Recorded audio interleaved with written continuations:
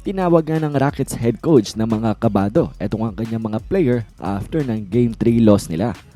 Well, during the post-game interview ay talagang halatang bad trip itong si Coach Ime Udoka at ni-real talk itong ang mga Rockets players. Hindi nga siya nag-hold back. Pagdating nga sa kanyang frustrations dito nga sa ginawa ng mga Rockets players down the stretch in Game 3, particularly sa last seconds in the fourth quarter, kung saan ito nga ang kanyang mga sinabi patungkol dito sa kanila. Pakinggan natin.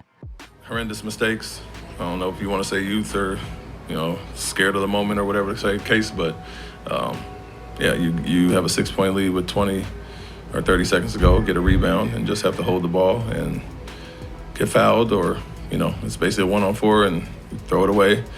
To combat it, make it worse, foul, a terrible foul on Marcus Smart to give him 3 free throws. Next play, backcourt, you got it. Double's coming, you try to split it instead of throwing it to Alpi wide open. Another turnover, and then James makes a tough shot. Then the final play, for the last shot, we don't run what was drawn up. Well, hindi nga daw talaga maintindihan na ito nga ni Coach Ime Udoka kung ito ang kanilang ginawa na pagchuchong in the fourth quarter ay dahil mga batang player pa ito or mga takot nga daw sila sa big moment. Mga kabado, scared of the moment. Yan daw ang nasa isip natin ni Coach Ime Udoka matapos niyang mapanood kung paano nga tinapon ng Rockets players ang sanang Game 3 win na nga nila over sa LA Lakers. At talagang kung nasubaybayan nyo nga ang fourth quarter dito nga sa Game 3 ng Lakers at pati na rin ng Rockets ay talaga nga namang para sa Rockets fans ay this is very frustrating. Nang dahil basically kailangan na lang nilang hawakan ang bola at ubusin ang oras para nga makakuha ng panalo sa serye na ito. Pero mukhang sobrang kabado itong ang mga Rockets players at nakita natin ang kanilang mga turnovers resulting into points ng Lakers na nag-overtime pa at sa overtime doon ang sinelyo ng Lakers ang panalong ito. Kumbaga an all-time choke para nga dito sa Rockets team. Historic choke nang dahil meron silang 6-point lead with just 30 seconds left.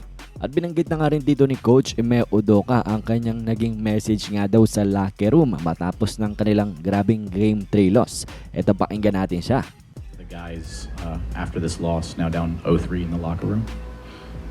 Grow up, and you're not that young anymore. You've been to the playoffs once, and we watched every situation just now.